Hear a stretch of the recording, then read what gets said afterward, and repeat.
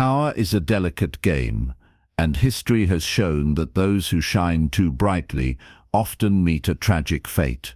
Nicolas Fouquet, the finance minister of Louis XIV, believed that dazzling the king with wealth and splendor would secure his place at the monarch's side. Instead, it sealed his downfall. In this video, we dive into the incredible story of a man who tried to impress a king only to pay the ultimate price. Let's begin. Nicolas Fouquet, the finance minister of Louis XIV during the early years of his reign, was a man of grand tastes. He adored extravagant gatherings, beautiful women, and the arts, particularly poetry. His love for wealth was no secret, as his luxurious lifestyle demanded it. Fouquet was not only clever, but also indispensable to the monarch. When the Prime Minister Jules Mazarin passed away in 1661, Fouquet anticipated being named his successor. However, Louis XIV had other plans. He decided to eliminate the position altogether. This, along with other subtle hints, made Fouquet realize he was losing favor.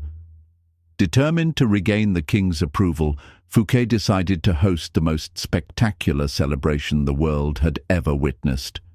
The event was ostensibly to commemorate the completion of his chateau, Vaux-le-Vicomte, but its true purpose was to honor the king, who was to be the guest of honor.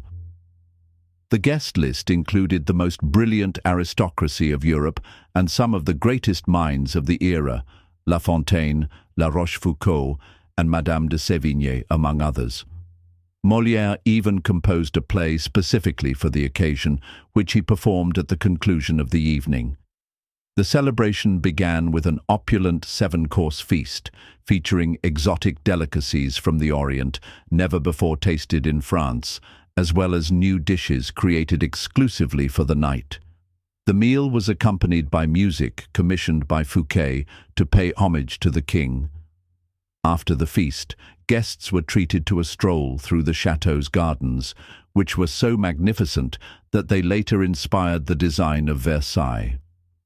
Fouquet personally guided the young monarch through the geometrically aligned shrubbery and flower beds. As they reached the garden's canals, a breathtaking fireworks display lit up the night sky, followed by the performance of Molière's play. The celebration lasted well into the night, and everyone agreed it was the most extraordinary event they had ever attended. The following day, however, Fouquet's world came crashing down. He was arrested by the king's head musketeer, D'Artagnan. 3 months later, he was put on trial for embezzling funds from the nation's treasury, while much of the money he was accused of stealing had actually been used on the king's behalf, and with his permission, Fouquet was found guilty. He was sentenced to life in solitary confinement in the most isolated prison in France, high in the Pyrenees Mountains, where he spent the last 20 years of his life. Interpretation: Louis XIV, the Sun King, was a man of immense pride and arrogance. He demanded to be the center of attention at all times and could not tolerate being outshone, especially by his own finance minister. To replace Fouquet, Louis chose Jean-Baptiste Colbert, a man known for his frugality and for hosting the dullest gatherings in Paris. Colbert ensured that any funds from the treasury went directly into Louis's hands. With this wealth, Louis built a palace even more magnificent than Vaux-le-Vicomte, the glorious Palace of Versailles. He employed the same architects, decorators, and garden designers Fouquet had used. At Versailles, Louis hosted celebrations that surpassed even the one that had cost Fouquet his freedom. Let's dissect the situation. On the night of the celebration, as Fouquet presented spectacle after spectacle to Louis, each more magnificent than the last, he believed he was demonstrating his loyalty and devotion to the monarch. He thought the event would not only restore him to the king's favor, but also showcase his good taste, connections, and popularity, proving his indispensability and suitability for the role of prime minister. Instead, each new spectacle and every appreciative smile from the guests directed at Fouquet made Louis feel increasingly insecure. It seemed to the king that his own friends and subjects were more charmed by the finance minister than by himself. Rather than flattering Louis, Fouquet's grand celebration offended the king's vanity. Louis, of course, would never admit this. Instead, he found a convenient excuse to rid himself of a man who had inadvertently made him feel inferior. Such is the fate of those who disrupt the master's sense of self, puncture his vanity, or make him doubt his prominence. When the evening began, Fouquet was at the pinnacle of his success. By the time it ended, he had fallen to the depths of disgrace, compliance with regulation. In the early 1600s, the Italian astronomer and mathematician Galileo found himself in a precarious position. As a Renaissance scientist, he relied on the generosity of powerful rulers to fund his research. To secure their patronage, he would often gift his inventions and discoveries to influential patrons. For example, he once presented a military compass he had invented to the Duke of Gonzaga, and later dedicated a book explaining its use to the Medicis. While these gestures earned him gratitude and some support, they rarely translated into financial security. Galileo realized there had to be a better way. In 1610, Galileo devised a new strategy after discovering the moons of Jupiter. Instead of dividing the discovery among multiple patrons, as he had done in the past, he decided to focus exclusively on the Medicis. He chose them for a specific reason. Shortly after Cosimo I established the Medici dynasty in 1540, he had adopted Jupiter, the mightiest of the gods, as the family's symbol, a representation of power that transcended politics and banking, linking the Medicis to ancient Rome and its divinities. Galileo transformed his discovery into a cosmic event honoring the Medici's greatness.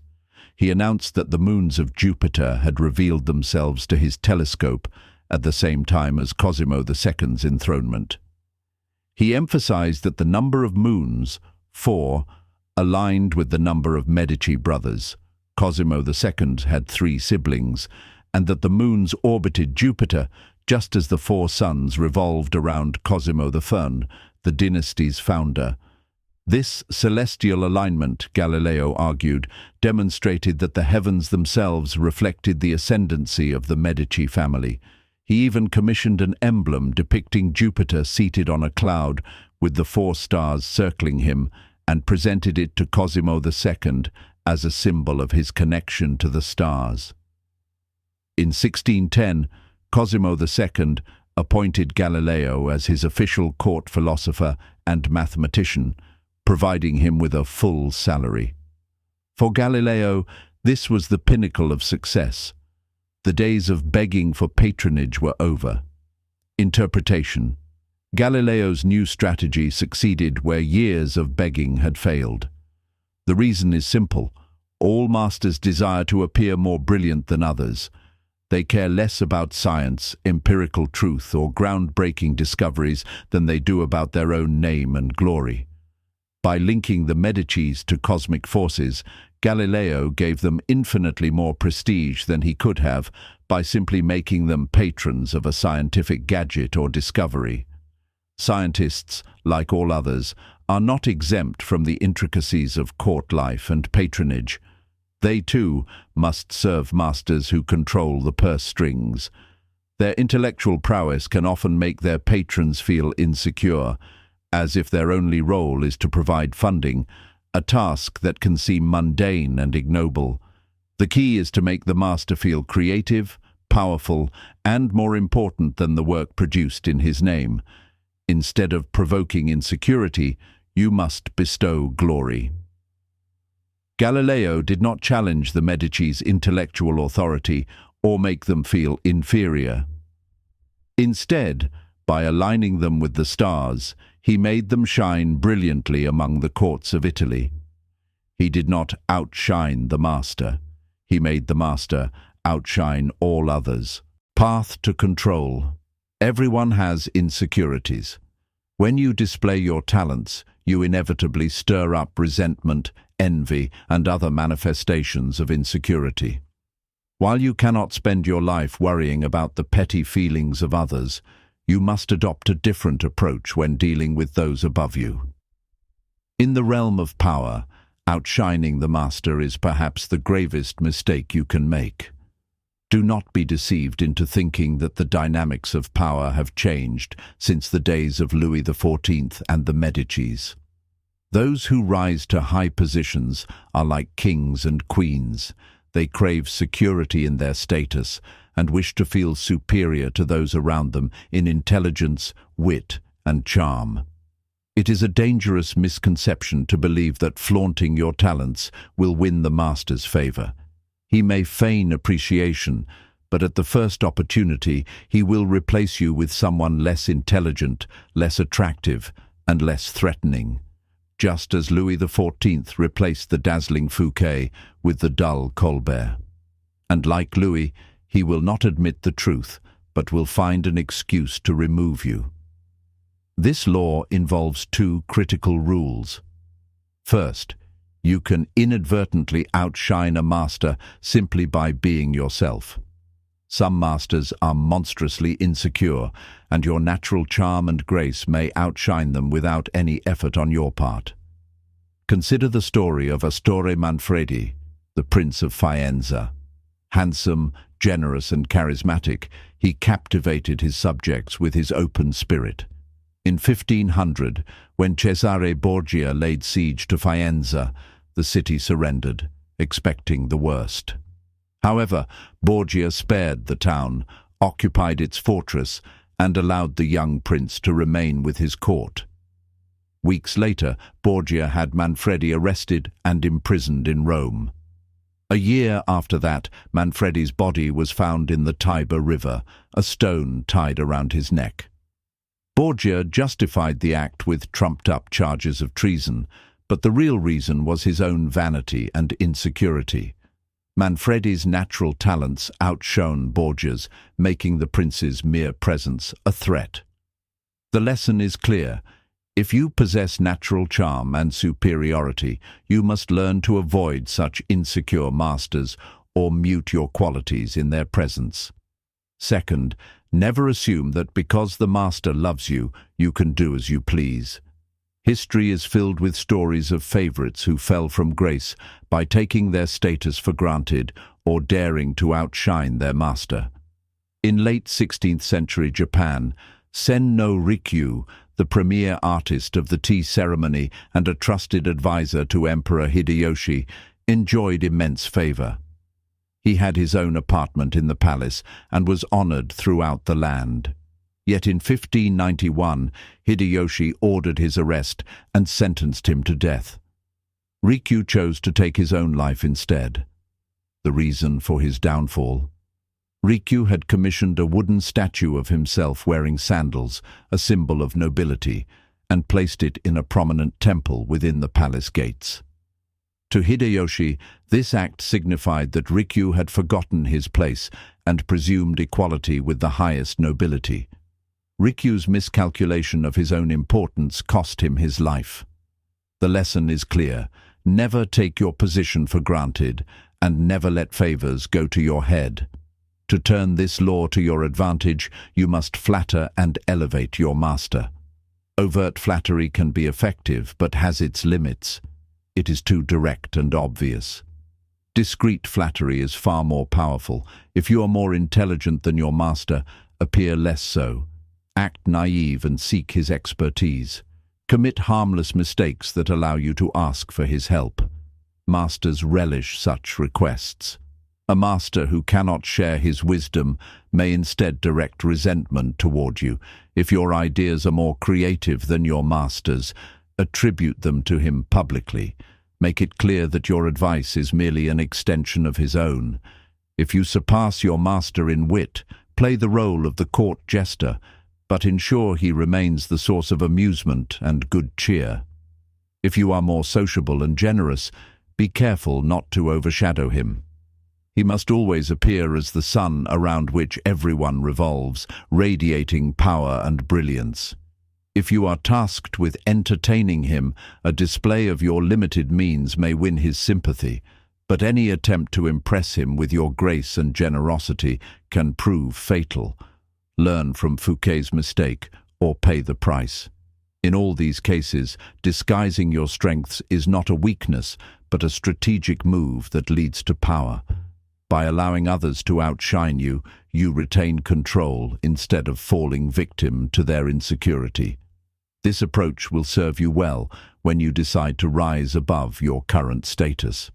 If, like Galileo, you can make your master shine even brighter in the eyes of others, you will become indispensable and quickly ascend the ranks. Authority. Avoid outshining the master. All superiority is odious, but the superiority of a subject over his prince is not only stupid, it is fatal. The stars in the heavens teach us this lesson. They may be related to the sun and just as brilliant, but they never appear in her company. Balthazar Gracian, 1601 to 1658, inversion. While you cannot afford to worry about upsetting everyone you encounter, you must be selectively ruthless. If your superior is a falling star, there is no need to fear outshining him. Do not hesitate. Your master likely had no qualms during his own rise to power. Gauge his strength. If he is weak, discreetly hasten his downfall. Outdo him, outshine him, and outsmart him at key moments. If he is on the verge of collapse, let nature take its course. However, if your master is firmly entrenched, yet you know yourself to be more capable, bide your time. Power naturally fades, and your master will eventually fall. If you play your cards right, you will outlive and outshine him in due time. Thank you for joining me on this journey through history and the intricate dance of power. If you enjoyed this video and found these lessons valuable, don't forget to hit that like button, subscribe to the channel, and ring the notification bell so you never miss our next deep dive into the stories that shape our world. Drop a comment below and let me know, what's your take on Fouquet's downfall or Galileo's genius? I'd love to hear your thoughts. Until next time, stay curious, stay sharp, and remember, power is a game, but wisdom is the ultimate prize.